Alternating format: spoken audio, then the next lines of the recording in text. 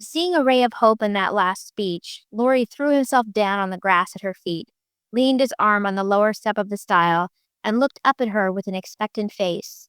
Now that arrangement was not conducive to calm speech or clear thought on Joe's part, for how could she say hard things to her boy while he watched her with eyes full of love and longing, and lashes still wet with the bitter drop or two her hardness of heart had wrung from him? She gently turned his head away, saying, as she stroked the wavy hair which had been allowed to grow for her sake, "How touching that was, to be sure. I agree with Mother that you and I are not suited to each other, because our quick tempers and strong wills would probably make us very miserable. If we were so foolish as to—" Joe paused a little over the word, but Laurie uttered it with a rapturous expression. "Marry? No, we wouldn't. If you loved me, Joe, I should be a perfect saint, for you could make me anything you like." "No, I can't. I've tried and failed, and I won't risk our happiness by such a serious experiment. We don't agree, and we never shall. So we'll be good friends all our lives, but we won't go and do anything rash." Another red flag out here. Right? Now this is a chapter of red flags. The whole "I'll change for you. I'll change for you. Why don't you change me?" It's not good. Have you read Rose in Bloom? No, I have not. Yeah, it has this similar scene where Charlie, who is the Laurie archetype, he sort of wants that Rose saves him from himself, from his misery, from his bad life. So it kind of reminds me that, like, Laurie wants Joe to save him, Yeah. but it's not Joe's job to save him or anyone else. He's that entitled young man, though, right? He wants somebody else to do the work for him, too. We will if we get the chance, muttered Laurie rebelliously. No, now, do be reasonable and take a sensible view of the case, implored Joe, almost at her wits' end. I won't be reasonable. I don't want to take what you call a sensible view. It won't help me, and it only makes you harder. I don't believe you. You've got any heart. I wish I hadn't. There was a little quiver in Joe's voice. Thinking it a good omen, Laurie turned around, bringing all his persuasive powers to bear as he said, in the wheedlesome tone that had never been so dangerously wheedlesome before. Don't disappoint us, dear. Everyone expects it. Grandpa has set his heart upon it. Your people like it, and I can't get on without you. Say you will, and let's be happy. Do. Not until months afterwards did Joe understand how she had the strength of mind to hold fast to the resolution she had made. Then she decided that she did not love her boy and never could. It was very hard to do, but she did it, knowing that delay was both useless and cruel. I'm just shaking my head here. You're right. Right. Yeah, I mean, this is one of those things. It's just like how I had said that one of the members of the book club had said, this scene, it shows what integrity Joe has, because she's saying no, even though it's breaking her heart to break his heart. And you can feel that Joe feels so bad for him, but also he gives him all the reasons why they should not get married in this chapter. Right. Like he says that, oh, grandfather expects it. Your family expects it. Now he has started to blackmail her. Yeah. Yep. It's all emotional manipulation and emotional blackmail. It's going to be your fault. Everyone's going to be disappointed. You're not just hurting me, you're hurting everyone. How terrible is that? Like in that 1993 film where he says that you don't know what you're doing. I mean, I don't know about you, but I dated a guy who was kind of like this at one point. I only dated him because I felt bad for him, which is a terrible reason to date someone. And I tried to break up with him, and he threatened to throw himself in the gutter. So I didn't break up with him. And then I didn't know what to do. I was kind of stuck with him. And then he asked me to marry him. And I was young, and I thought, well, when someone asks you to marry them, it's supposed to be a happy thing. Hello, friends. It is Niina from the Little Woman podcast. Just to let you all know that the Little Woman podcast episode transcripts are now available as books. You can find them as paperbacks and ebooks. They are wonderful reading for all the fans of Louisa May Alcott. You can find all the links from the description. And now, back to the show. So I did not have the strength that Joe had, and I said yes. But the very next day, I regretted it. But then I felt stuck. And because I was with somebody like this, who was like, it was like he was my child. I kind of wish that people, that young women really read this like deeply, analyze the way the situation is, because this isn't romantic. This is immature. This is emotional manipulation. Well, I think that's one of those things too that the 2019 film really got wrong, is with Joe going back and acting like, oh, I would say yes to him now. It kind of puts Joe in this point of view where she is like the emotionally immature one.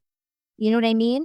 Like, she's the one who doesn't know her heart. She's the one who doesn't know what she wants, but she's going to go ahead and just go with what's ever in front of her. When really that's what Laurie was doing. Laurie was like, everybody thinks we should get married, so we're going to get married. You're the person who I have felt cared for, has made me feel cared for, and I need to feel cared for, so we should get married. I think that's one of those things that the 2019 film really messed up is it put Joe in that emotionally immature position where that's not really who she was. Like, she maybe didn't fully know her own mind yet, but she also trusted her gut that this isn't right. Yeah, and it really bothered me in the 2019 film. Like, there's that scene where Joe is just shouting at Friedrich, and she behaves like she's a 10-year-old brat. Yeah. And Joe in the book is like 24, 25 when that happens, and she knows how to control her temper.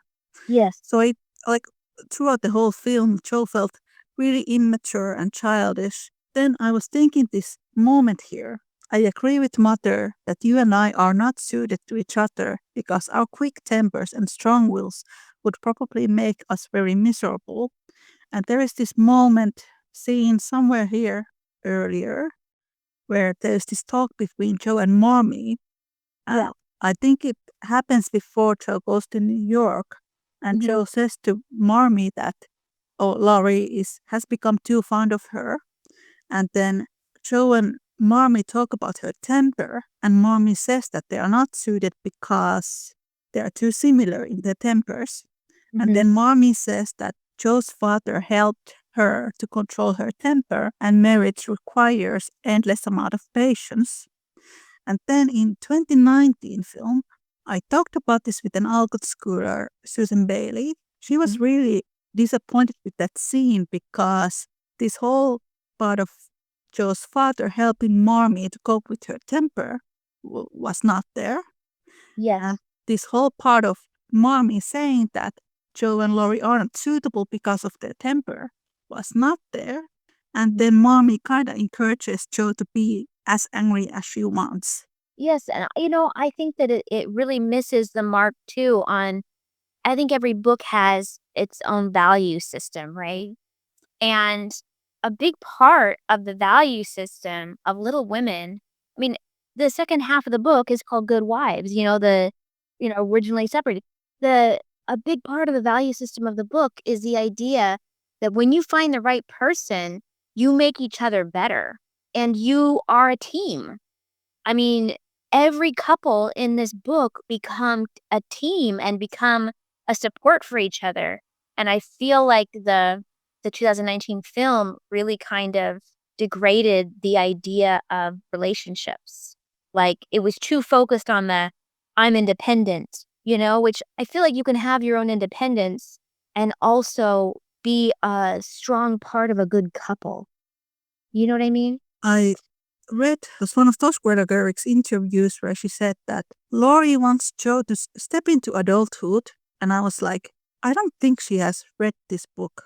Yeah, no. Because I have no idea where she got that idea, because we have this chapter. Whole interaction with Amy and Laurie in Europe where Amy is wanting Laurie to become an adult. Chapter where Laurie proposes Amy, those times when he actually thinks about proposing Joe again.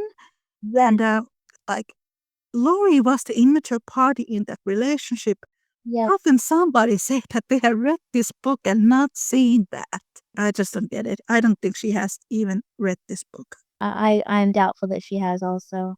Think about it. Timothée Chalamet's hairdo. That was from Christian Bale. Friedrich played the piano. That was from Rossano Brassi. They took all these elements from these previous films. I don't think they read this book. I think you're right.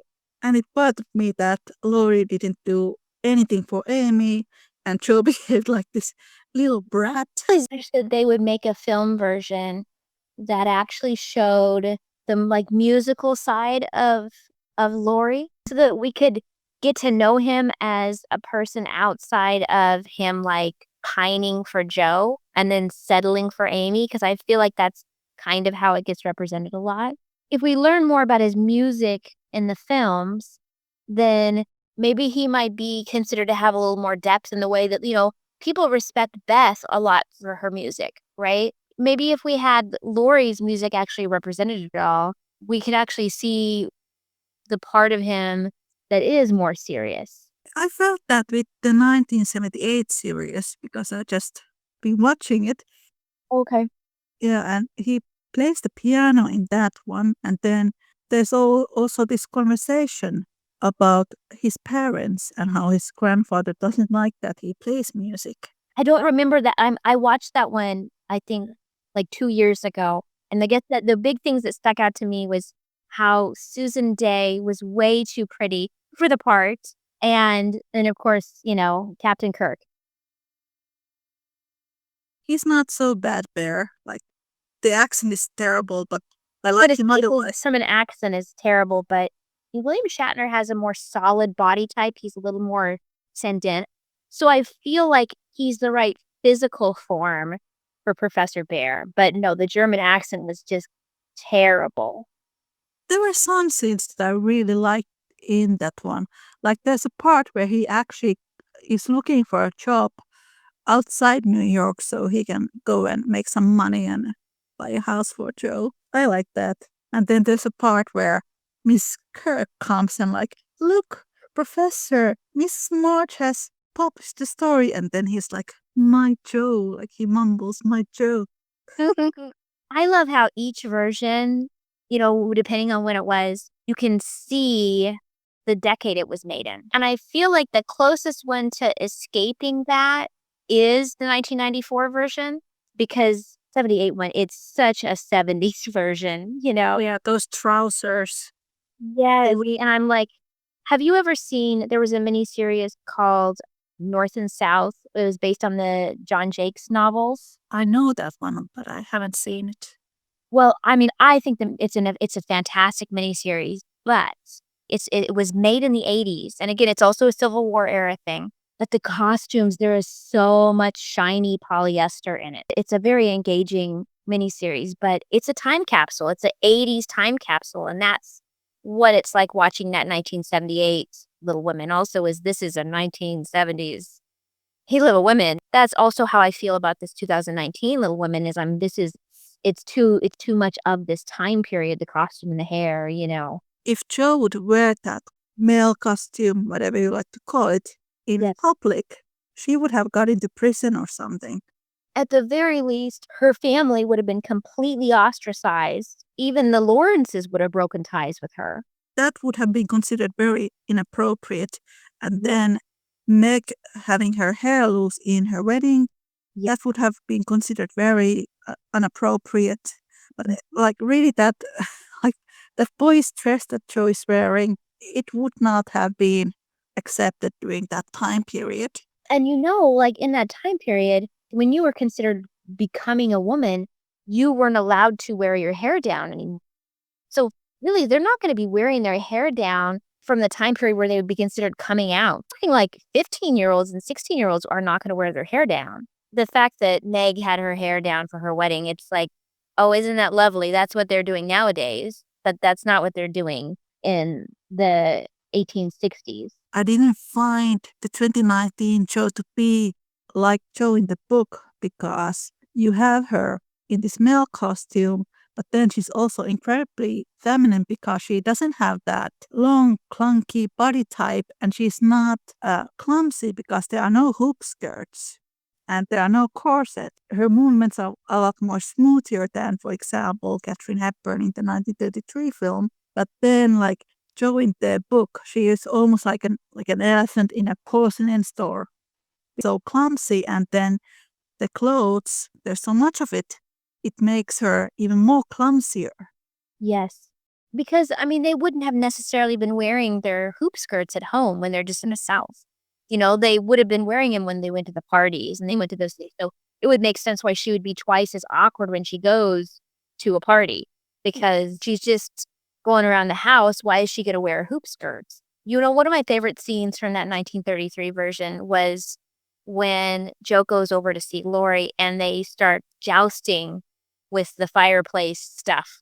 And I thought this is such a good representation of really the relationship dynamics of these two, of what the book is showing you, because she's looking at him as the playmate she's always wanted because he's a boy and her sisters aren't as good at that kind of play. And half the time he looks at her the way she wants him to look at her, which is like another boy. And so he'll joust with her, but then, oh, she falls down and it's, oh, she's a girl. And I think that's a good representation of how their relationship was too, is a lot of the time, Laurie filled that void that Jo needed because she wanted to have a brother instead of these sisters. But that didn't always work because he still would look at her as she was a girl part of the time. And then eventually all of the time. That's true. And then in the book, when Jo and Laurie, they do all these pranks on people. Like, Yeah. they do these practical jokes. I don't think that's in any adaptation that shows them more like not necessarily brother and sister, but more really like brothers. Yeah. You know, that's what I liked about Jen Brady's book, The Subscribing to the Enemy, is because it was a huge part of their relationship in fighting her, right? Like, because it was very much like their thing together was pranking people. You're right. It's not represented in any of the movies, but Jen gets it just right in her adaptation. Like, she really nails it. How many people would ship Jo and Laurie after that when they see them as brothers, but also how they make fun of feminine girls? Right? Yeah. We need to write a film adaptation and make Hollywood.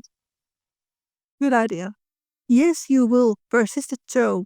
You'll get over this after a while and find some lovely, accomplished girl who will adore you and make a fine mistress for your fine house. I shouldn't. I'm homely and awkward and odd and old, and you'd be ashamed of me. And we should quarrel. We can't help it even now, you see, and I shouldn't like elegant society, and you would, and you'd hate my scribbling, and I couldn't get on without it, and we should be unhappy and wish we hadn't done it, and everything would be horrid. Anything more? Asked Laurie, finding it hard to listen patiently to this prophetic burst. Nothing more except that I don't believe I shall ever marry. I'm happy as I am, and love my liberty too well to be in any hurry to give it up for any mortal man. I know better, broke in Laurie. You think so now, but there'll come a time when you will care for somebody, and you'll love him tremendously, and live and die for him. I know you will. It's your way, and I shall have to stand by and see it. And then, and the despairing lover cast his hat upon the ground with a gesture that would have seemed comical if his face had not been so tragical. So this part, I feel like in the 1994 films, they use most of these lines exactly in the film. And this is why everybody falls in love with Laurie, because of the way Christian Bale performs this scene. And I remember at the time thinking how powerful it was that he's delivering this in almost like a whisper, right? But then in a lot of his other films, when he's Batman, I realized, oh, this is just the way Christian Bale acts. He just does this whisper acting. And it's kind of a little bit, for me, broken the spell of his Laurie, because I'm like, oh, Batman's going to perform it the same way. I never thought about that, but now you said it. Because it's how he acts. I mean, the scene is so impactful. But like once you realize that this is half of how he acts in films, I'm sure that the boom mic people who are miking him for these are like, quit whispering. It's pretty different here. Like he's bouncing his feet like he's angry. He's angry, yeah. It's not a sweet whisper to the ear. It's an angry proposal. Yeah, Laurie knows that Joe is going to fall in love. He has prophetic powers. For sure. I think Joe did fall in love with Friedrich in New York, but like the narrator says here, which proved that she knew nothing about love. Because she knew she respected him. She got that. And that's what she didn't get yet, is that mature love is built primarily on a foundation of respect. Exactly. And then in New York, Friedrich is Joe's sexual awakening, but because Joe doesn't have previous knowledge of what that is, she can't really recognize that. Yes, I will live and die for him if he ever comes and makes me love him in spite of myself. And you must do the best you can, cried Joe, losing patience with poor Teddy. I've done my best, but you won't be reasonable, and it's selfish of you to keep teasing for what I can't give. I shall always be fond of you, very fond indeed, as a friend, but I'll never marry you, and the sooner you believe it, the better for both of us. So what a good example, too, of how wrong the 2019 film was. Because the fact that she says, I will never marry you here, I will never marry you. This is not somebody who is going to have her sister die and then it's going to make her go, maybe I'm lonely. Oh, I could have married Teddy. Like, this is somebody who knows, I don't want to marry this man. This is why I didn't get why they were promoting 2019 film as feminist, because this is way more feminist here in the novel. I agree. And also, I think this scene kind of echoes this, what Joe said here earlier, where she defends Friedrich. Because now here she says that, yes, I will live and die for him if he ever comes and makes me love him, in spite of myself. This bothers me in every single Little Woman adaptations, because when Laurie proposes Joe before she goes to New York, a lot of viewers think that Joe is just going to come back for him and then say yes. This actually happens after she has returned from New York. And then she has started to develop these feelings for Friedrich, even defends him when Laurie is bad-mouthing him.